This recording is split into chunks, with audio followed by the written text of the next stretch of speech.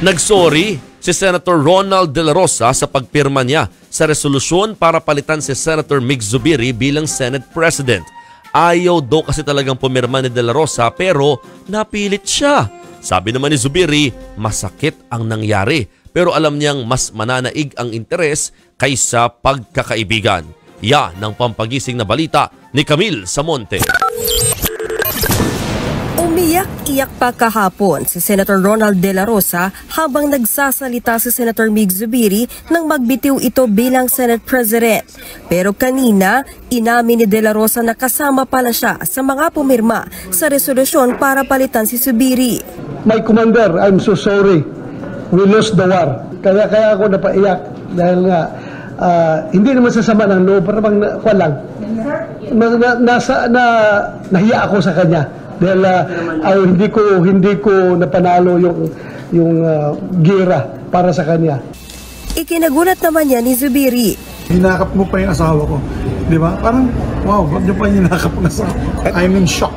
But sige lang, ganun talaga ang politika, di ba? I mean, there's no permanent friends, only permanent interests. Medyo masakit. Masakit. Okay lang. Natanong din si Zubiri kung pakiramdam ba niya ay pinagtaksilan siya ni De La Rosa at ito ang sinagot niya. Let the people decide. Paliwanag naman ni De La Rosa, ayaw talaga niyang pumirma pero mas nangibabaw ang una niyang pangako sa mga kapartidong senador na solid sila sa pagboto. We forged a covenant na majority wins.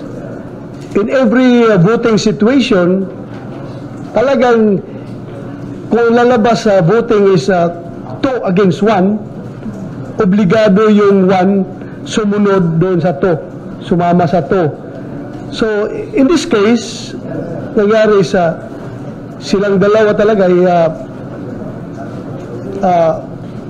nag-decide na sumuporta kay Senator Jesus Escudero. Ako ay naiwan. I want to stay with ayaw ko sana. Pero yun nga, may usapan kami.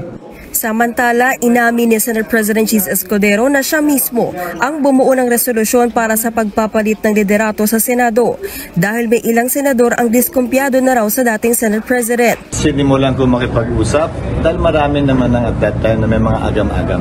Noong Huwebes, inamin ni Escudero na nagdraft siya ng resolusyon sa pagpapalit ng liderato.